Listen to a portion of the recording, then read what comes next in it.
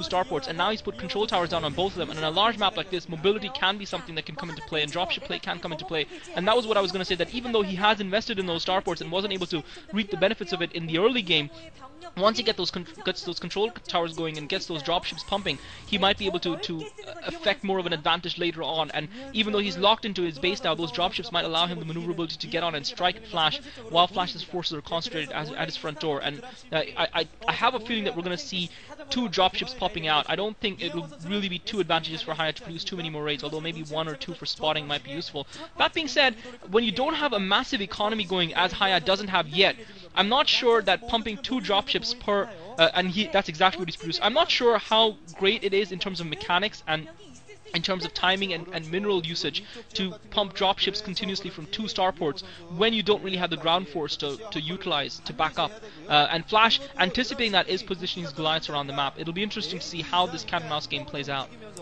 Yeah, this is going to turn out very interesting. I'd be curious to see if he actually continues pumping dropships or if he stops at 4 or something like that. Because you're right, I don't think it would be that necessary to pump out of 2 starports. Although, maybe he just figured, oh, well, I've got 2 starports already, I might as well add an extra control tower. It's only 50 minerals and gas extra, and then I can produce them quickly, very quickly. And so now he's going to be able to, as such, he's going to be able to very quickly load up his entire army, his entire mobile army into those dropships. Flash, psychically, though, looking like the Flash we know, anticipating everything, has put a Goliath over to try and head this off. He could have just comped that too. Those dropships are going to fly right over some Goliaths. Flash might be able to pick off one of those dropships. He does pick off one dropship full of forces. Ouch. Oh man, that was very, very bad for Hiya here. And now Hiya is basically pinned in. He's been surrounded by Flash's tanks, and now Flash is surrounded him with Goliaths as well. And Flash doing what he does best, macroing up, putting up extra command centers like a madman. He's already put up his 4th. I wouldn't be surprised to see him put up a 5th very soon, because that's kind of just what he does when he's on a roll. He just makes more bases and more bases and more bases. But actually, Hiya with 5 dropships looks like he might be trying to squeeze out. No, maybe not. I thought he was going to go around the left side there to try and get a drop off after all. And that could honestly be devastating for Flash. All of his forces are at Hiya's base. So if Hiya is able to get a drop on Flash's factories somehow, then that could be pretty bad if he loses his infrastructure with all of his forces too far away to defend. Yeah, Flash trying to establish a perimeter here. He's doing the right thing. So far, he's kept Hiya contained.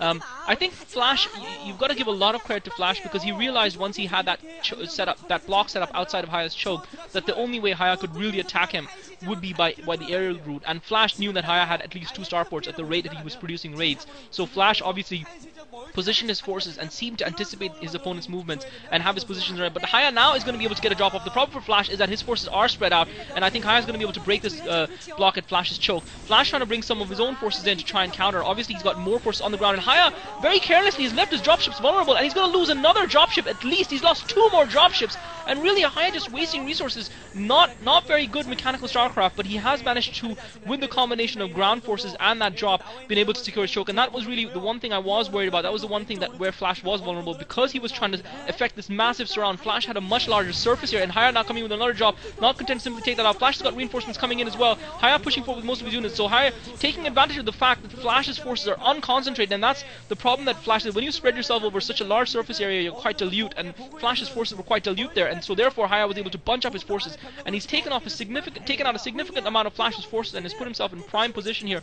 And Flash has sort of surrendered the advantage in trying to get a stranglehold in this game very early, and perhaps too early. He's allowed Hiya to have a very strong position, but both players macroing heavily. Flash has got about 8 factories here, at least 6 or 7 of which are machine shopped. And remember, Flash has got that extra command center going for longer than Hiya, but now it's going to be a question of whether or not he can defend, because Hiya is now going to be able to push out, because Flash lost a lot of forces, and it's just a question of how much damage Hiya can inflict on Flash before Flash can get a defense up or reinforce. But Flash has now got a defense just outside of his base in the middle of the map, so it's going to be all about a battle for control and positioning on this game. Hiya with a slight maneuverability advantage, even though Flash has killed at least 3 dropships dropships, and looks like both players have equal number of dropships right now. But Hiya really, and Hiya once again going in with another attack. He realizes that Flash doesn't have a lot to defend. Flash has only got a couple of siege tanks and a Goliath there to defend.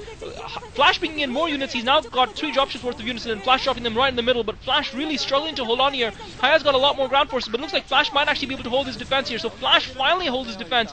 Hiya's got reinforcements coming in as well, but Flash is going to be I think Hiya's going to load those dropships up and come in again with them. But Flash has got a shorter supply route, because then you can see the Lee Cap players just completely holding each other's hands like a bunch of girls. But I think Hiya's now managed to push Flash's forces back enough that he can actually assault that command center just north of Flash's base. So Hiya looks like he's taking the advantage in the game right now. I think Hiya probably with the stronger position in the game right now.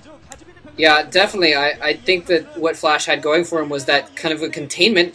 He had a lock on Hiya's door, and when Hiya broke out, he basically lost all that stuff that he had to contain the turrets and the tanks spread up in beautiful lines and everything, kind of were for nothing, and he just kind of was able to walk all over Flash's forces. Although it looks like Flash has finally managed, over attack after attack after attack, to whittle down Hiya's forces and move out with a group of reinforcements. Hiya did not move in with enough force and quick enough, and so Flash was able to mount enough at a time to move out and destroy what remained of Hiya's forces. But in the meantime, Flash has expanded all over the damn place. It looks like he's gotten, well, actually, it looks like he's gotten at least 1 more base, possibly 2. I can't tell quite on the minimap because I'm watching this on a low-quality video. But, yeah, Flash now, his macro is really starting to kick in, and we might see him push back here now. It's going to be up, if Hiya doesn't close back in on Flash pretty soon, he's going to be looking at 1, 2, 3, 6, 7 factories pumping out units, and I think Hiya, last time I saw, only had 4 or 5 factories, so it's going to be bad for him in the long run. Despite having a little bit better mobility, you need to have some forces in those dropships to actually, for them to do any good. And it looks like, they're showing the upgrades, by the way, it looks like Flash is at +2 weapons, and so is Hiya, so both players keeping up on those upgrades, because I saw another game the other day at TVT where one player ended up with +2 upgrades, and the other was with +0, and every engagement, Firebat Hero with +2 upgrades just absolutely slaughtered whoever that was the other day, and it can make a big difference, so. Yeah, Flash's expansion at the 1 o'clock position now coming under fire from those 2 Goliaths. Hiya just needing a couple of Goliaths to actually kill a lot of those SCVs, while he's trying to ward Flash's reinforcements off from coming in and rescuing them. Hiya does have at this point, I don't think Hiya has greater mobility. Flash has 5 or 6 dropships to Hiya's 3. I think the big difference has been that Flash has consistently focus fire, and he's doing it again. You can see him, even though he's in a ground battle, he always focus fires on Hiya's dropships. I think Flash just killed 3 more of Hiya's dropships there, so I think Hiya's got no dropships, and Flash is now taking what I believe is a decisive advantage in this game. Hiya's mobility advantage has long been squandered. He has managed to do a lot of damage to that base at 1 o'clock, but Flash is just expanding like nuts. He's expanding almost like Choja here. He's got an expansion down at the 7 o'clock position, as well as the natural expo of the 7 o'clock position. And Hiya is really limited in terms of his expansion. Hiya hasn't really expanded much at all compared to Flash, and Flash is just all over the map.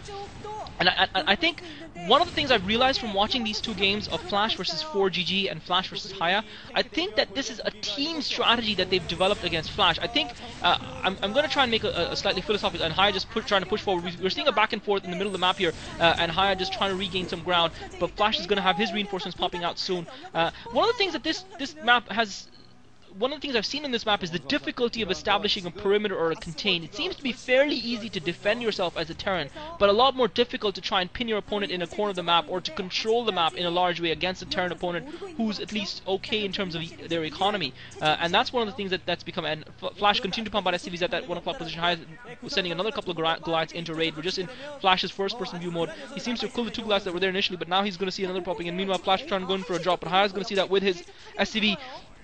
So, game of cat and mouse being played here, but Flash definitely in a very strong position. Flash now getting a drop off. Hiya had that hidden command center in, but Flash has managed to drop 2 Goliaths in, and that command center is really in the middle of nowhere, far away from Hiya's forces.